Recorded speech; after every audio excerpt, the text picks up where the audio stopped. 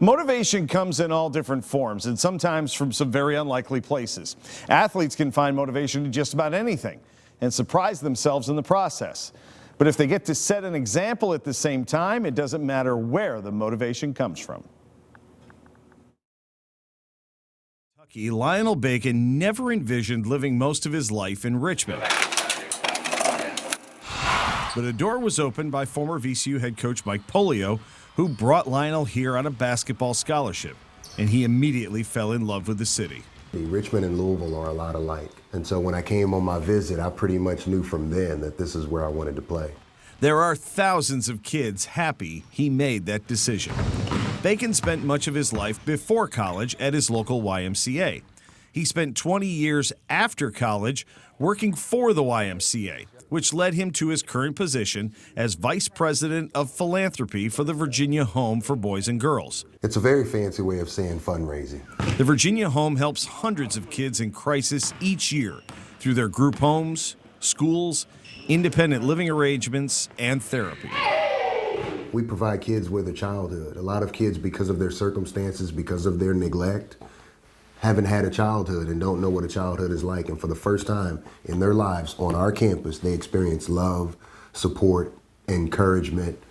All of those type things happen here for the first time. You know, I stand between the kids who have needs and those with the resources, and I stand in the middle, and I tell those with the resources why they should join me as a donor and invest and make a contribution to those in need. Some of the stories Bacon has heard aren't fit to share publicly.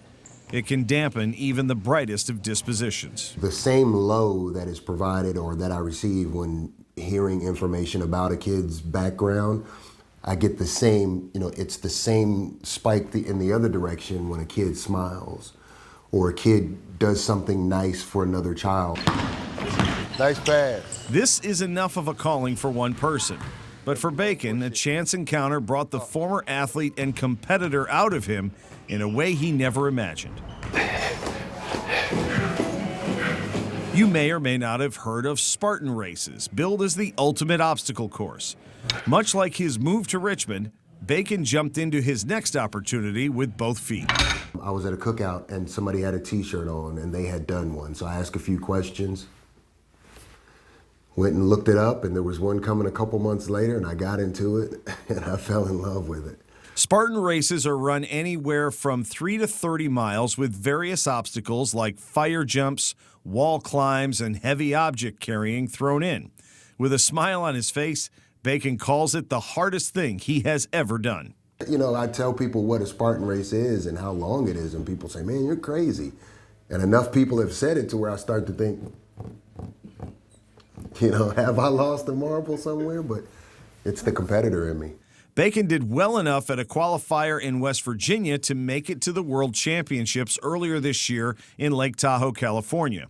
Unfortunately, a calf injury and hypothermia cut his run much shorter than he had planned.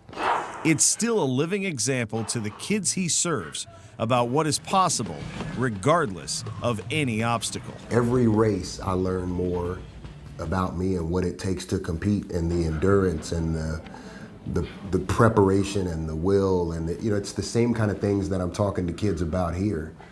Is you really can push through anything, and you can physically push through things if your mind knows you can physically push through it. You can do a lot more than you think you can do.